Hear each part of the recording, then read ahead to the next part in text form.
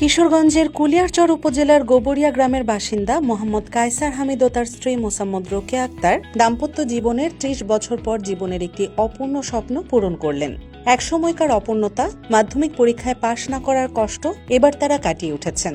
এবছর নরসিংদীর বেলাবো উপজেলার বিন্নাবাইত দারুল উলুম দাখিল মাদ্রাসা থেকে দাখিল পরীক্ষায় অংশ নিয়ে দুজনেই পেয়েছেন জিপিএ ৪.১১। দুজনের বাবা ছিলেন শিক্ষক, পরিবারও শিক্ষিত।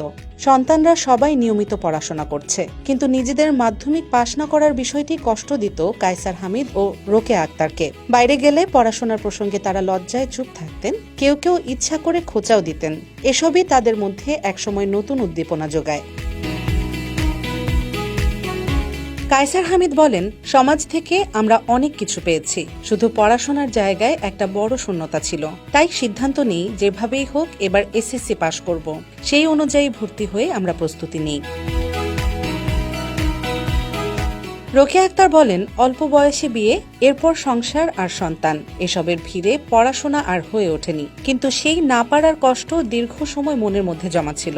আমরা বুঝেছি এই কষ্ট দূর করতে হলে পরীক্ষা দিয়েই পাশ করতে হবে। তাই সাহস করে পরীক্ষা দিয়েছি, ফলাফল পেয়েছি, খুব ভালো লাগছে।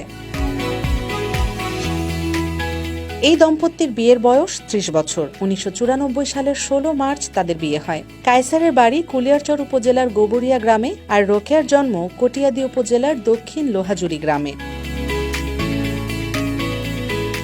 দম্পতির এই সাফল্যে খুশি তাদের ৫ সন্তান সহ পরিবারের অন্য সদস্যরাও। সাধারণ মানুষ থেকে শুরু করে আত্মীয় স্বজন, শিক্ষক ও প্রতিবেশীরা এই দম্পতিকে অভিনন্দন জানাচ্ছেন। শিক্ষা অর্জনের এমন দৃষ্টান্ত অন্যদেরও উৎসাহ যোগাবে বলে মনে করছেন স্থানীয়রা।